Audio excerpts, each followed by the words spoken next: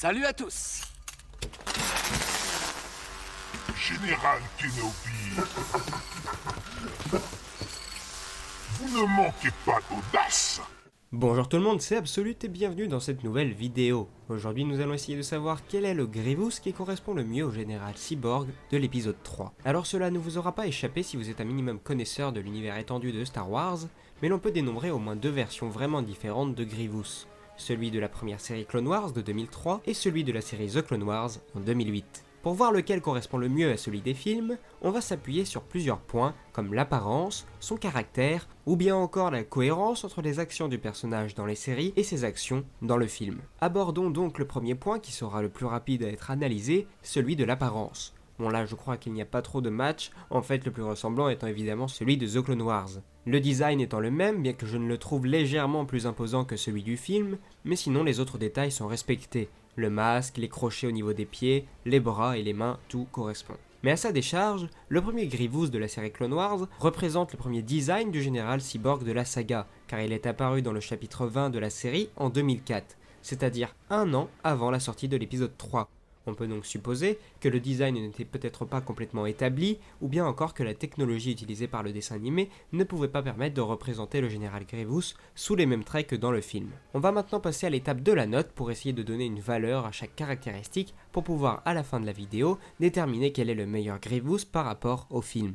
Et donc en ce qui concerne l'apparence, on va mettre la note de 4,5 sur 5 pour celui de The Clone Wars, tandis que celui de Clone Wars va obtenir un petit 3 sur 5. Passons maintenant aux caractéristiques du personnage qui nous sont présentées dans l'épisode 3, la revanche des Sith. Bon, on va tout d'abord les énumérer. J'ai été initié aux arts Jedi par le comte Dooku. Mais maintenant que Dooku est mort, c'est lui le chef de leur armée. Vos sabres laser vont venir enrichir ma collection.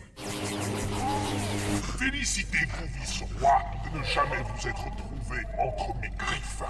À chaque fois, il fuit et se cache, il ne fait que ça. C'est un lâche.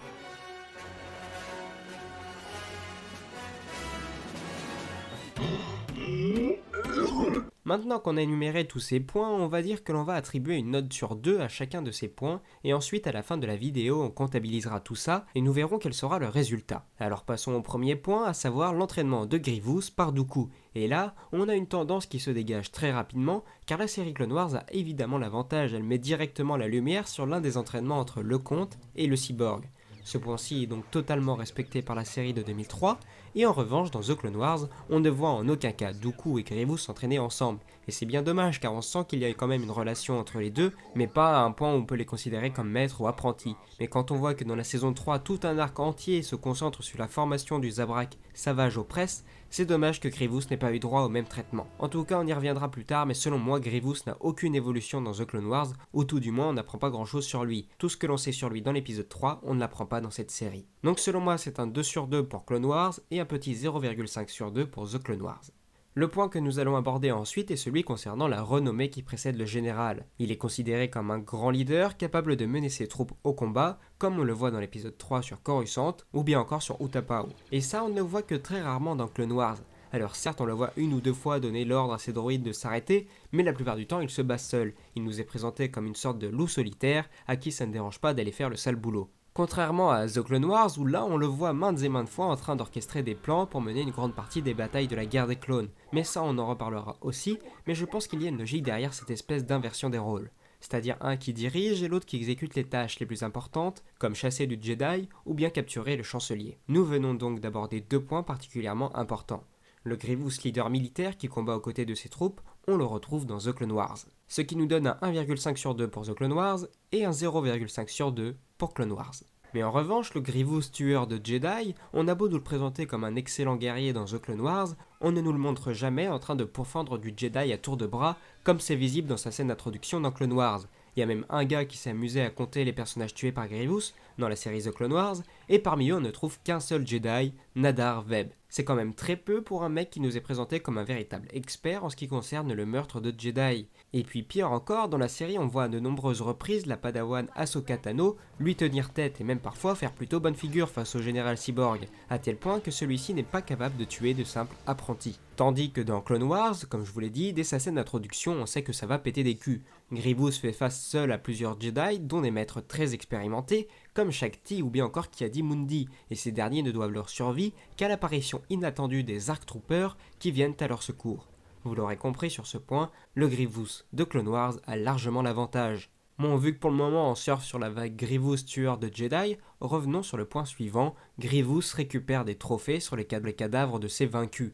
Du côté de Clone Wars, on reste dans le classique, comme il nous l'explique dans le film, il se contente de récupérer les sabres de ses ennemis. Dans The Clone Wars, en revanche, on va un peu plus loin, car dans son antre, Grievous dispose d'une salle des trophées dans laquelle on retrouve des statues qui représentent certainement des Kalish, à savoir l'espèce initiale de Grievous avant qu'il ne devienne un cyborg, mais on voit aussi qu'il ne récupère pas que les sabres des Jedi morts, car il n'hésite pas non plus à conserver les tresses de ses ennemis. Tresses qui, pour ceux qui ne le sauraient pas, sont les symboles des Padawan Jedi. Donc ce coup-ci, c'est un avantage pour The Clone Wars. Bon, passons maintenant aux techniques de combat plus ou moins particulières adoptées par le personnage. Et là, on part sur une égalité parfaite entre les deux. Dans les deux séries, on n'hésite pas à mettre le personnage dans le rôle d'une araignée ou à le faire utiliser ses griffes. Et puis son fameux tournoiement de laser est toujours aussi bien utilisé. Donc, comme je vous l'ai dit, égalité parfaite pour ce point. Mais passons maintenant à un autre point assez discrètement présenté dans le film, mais Grievous n'hésite pas à sacrifier voire à tuer lui-même ses alliés si ceux-ci le dérangent. Et là on a clairement une série qui le montre plus que régulièrement en train de tuer ses alliés, et l'autre qui n'y fait même pas allusion. En effet, dans The Clone Wars, Grievous on le voit détruire des dizaines et des dizaines de droïdes, voire même certains de ses alliés vivants, comme dans la saison 1 où il tue un Trandoshan suite à un désaccord financier. Donc là il y a clairement un gros avantage pour The Clone Wars, sans aucun doute. Passons maintenant à un autre point plus qu'important pour ce personnage, il est lâche. Dès que la situation commence à déraper, dès qu'il n'a plus le contrôle, il s'enfuit. Et là encore, The Clone Wars a l'avantage, mais en même temps dans cette série, Grievous se retrouve à devoir faire face à des héros qui ne peuvent pas mourir. Kit Fisto, Ahsoka, Obi-Wan, il ne peut pas les tuer et lui il ne peut pas mourir. La seule solution, c'est de faire en sorte qu'il s'échappe, ce qui arrive donc quasiment tout le temps.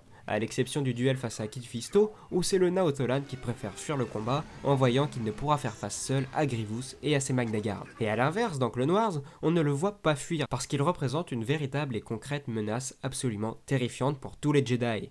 Et là, du coup, on découvre le paradoxe de ce personnage. Il est à la fois lâche, mais en même temps un tueur à prendre au sérieux. Et la question, c'est comment trouver l'équilibre. Et selon moi, il n'y a vraiment aucune des deux séries qui n'apporte de solution, tellement les deux proposent un traitement vraiment différent. Donc là encore, on va rester sur un ex-aequo. Passons maintenant au dernier point, celui de la cohérence entre les deux séries et l'épisode 3. À vrai dire, on n'a pas vraiment de différence entre le Grievous de The Clone Wars et celui du film, mais cela n'est pas forcément un bon point. Car certains points, comme la toux du personnage, nous est expliqué. C'est en effet dû à une sorte d'écrasement de force de Mace Windu sur les cyborgs qui engendre ce problème respiratoire. Dans The Clone Wars, dès le début, Grievous a ce problème, et rien dans la série ne nous apporte d'explication. Alors évidemment, on peut partir du principe que le personnage est comme cela de base, mais on peut toutefois apprécier l'effort qui a été fait dans Clone Wars pour expliquer cette toux. D'ailleurs, au passage, si vous ne l'aviez pas remarqué, mais ce personnage est entièrement présent dans le film pour nous teaser ce que deviendra Dark Vador à la fin de l'épisode. À savoir un être mi-homme, mi-machine, qui dirige une armée au doigt et à l'œil, sans poser de questions, et en rajoutant par-dessus cela un léger problème de respiration. Autre point qui nous est directement présenté dans le film, mais le chancelier a été enlevé par le général Grievous. Et là aussi, la série Clone Wars nous apporte plus de réponses. Alors c'est sûrement dû au fait que la série avait pour but à la fois de faire patienter les fans entre les épisodes 2 et 3, mais aussi de servir de prélude à la conclusion de cette trilogie. Et en plus de cela, la pauvre série The Clone Wars n'a pas eu le temps d'arriver à son terme. Du coup, on ne saura jamais vraiment si un arc ou un épisode consacré à la capture du chancelier était prévu, mais l'avenir nous le dira bien car de nouveaux épisodes sont prévus pour fin 2019. Donc sur ce point-ci, on va tout de même être sympa et mettre un petit 0,5 sur 2 à The Clone Wars et un 1,5 à Clone Wars. Et finalement, si on totalise tous les points, le général cyborg Grievous de la série The Clone Wars repart vainqueur mais sans grande gloire, un peu comme le perso dans la série en fait, avec un tout petit avantage de 0,5 points. Vous noterez tout de même que cet avantage est certainement dû au fait qu'il ait reçu une très bonne note concernant son apparence, mais sans cela, le Grievous de Clone Wars l'aurait très certainement emporté, ce qui montre que comme pour tous les débats, les résultats sont à nuancer.